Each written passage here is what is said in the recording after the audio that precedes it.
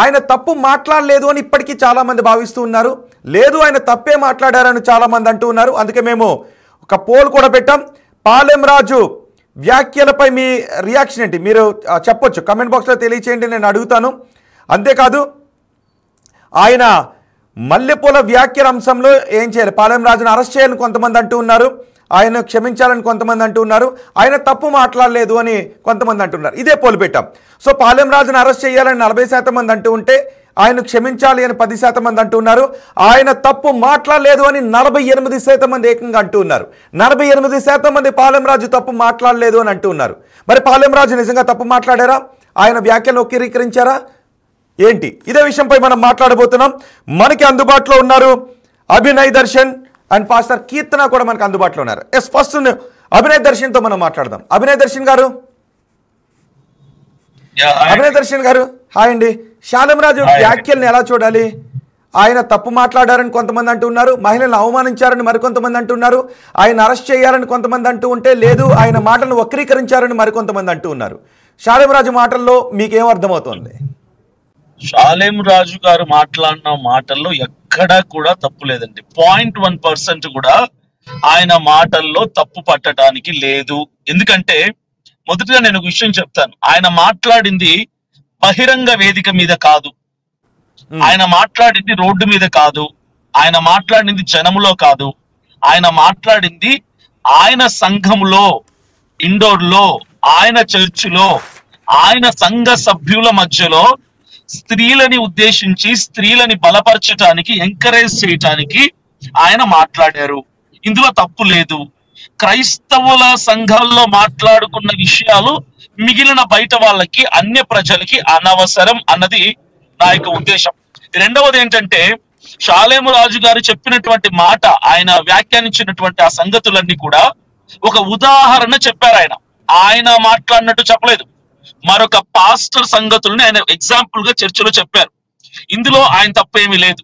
ఇక మూడో విషయానికి వస్తే, ఆయన చెప్పింది చర్చికి వచ్చే వాళ్ళు మల్లెపూలు పెట్టుకోవటానికి వాళ్ళు బజారు సంబంధులు కారు అని సుస్పష్టముగా ఆయన వ్యాఖ్యానించారు.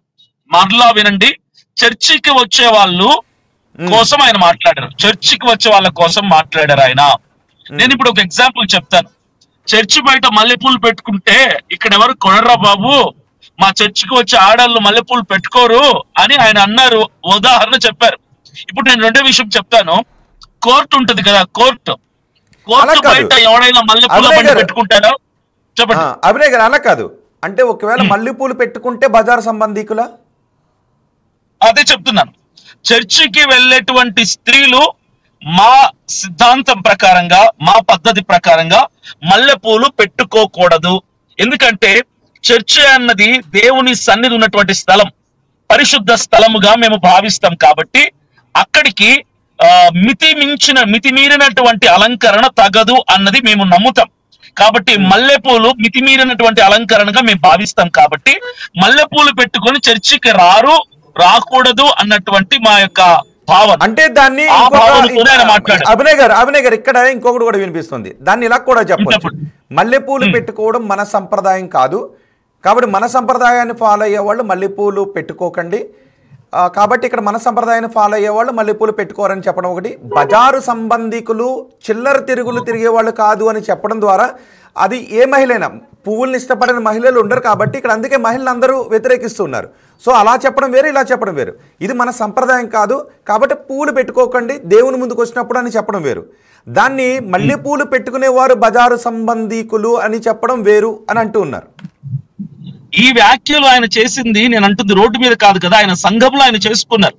ఆయన చర్చ్ విశ్వాసులతో ఆయన చెప్పిన దాన్ని పట్టుకొని ఈ రోజు చేస్తారన్నింటినీ కూడా. కానీ ఆయన చెప్పారు ఆయన.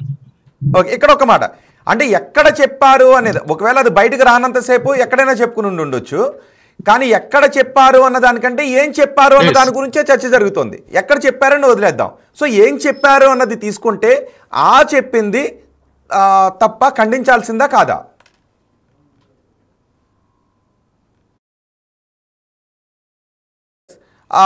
అభినయ్ గారు ఆయన